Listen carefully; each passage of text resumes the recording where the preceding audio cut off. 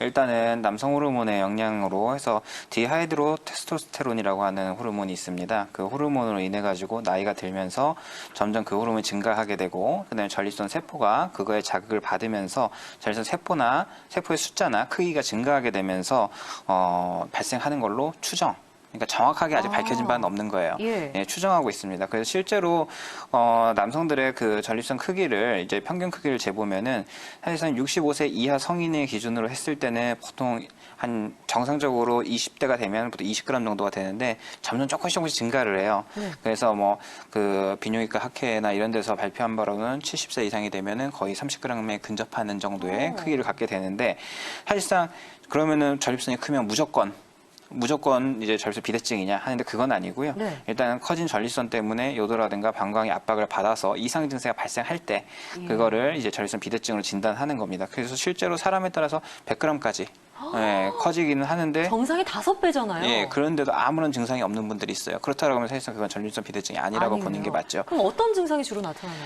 보통 이제 그 전립선이 요도를 직접적으로 압박을 하기 때문에 요 단절, 소변을 보는 중에 갑자기 끊기는 증상이라든가, 세뇨라 그래서 소변 줄기가 내가 먹은 수분에 비해서 많이 좀 이렇게 가늘게 네. 나온다든가, 그다음에 요 주저, 소변이 마려워서 갔는데 또 안 나오고 또 다시 또 나오면 또 다시 또 마려워서 또 들어가게 되고. 잔뇨감 같은 걸 그렇죠. 그 말씀하시는군요. 비슷합니다. 그다음에 지연뇨라고 해서 소변을 보려고 이제 소변기 앞에 섰는데 한참을 기다려야지 겨우 나오는 부분들.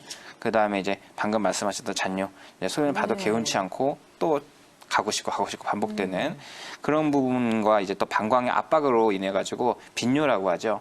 이제 하루에 이제 여러 번 보통 이제 8회 이상이라고 얘기는 하지만 뭐 수분을 얼마나 섭취했느냐에 따라서 달라질 수 있는 부분이기 때문에요.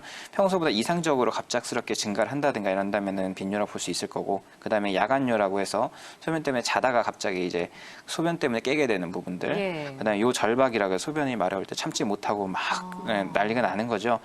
보통 이제 50대 이상 이라고 얘기는 하지만 대부분 30대, 40대라고 하더라도 이런 증상이 한두 가지라도 있다고 한다면 의심해 볼 필요가 있고, 그다음에 검사를 받아보는 것도 상당히 필요할 겁니다.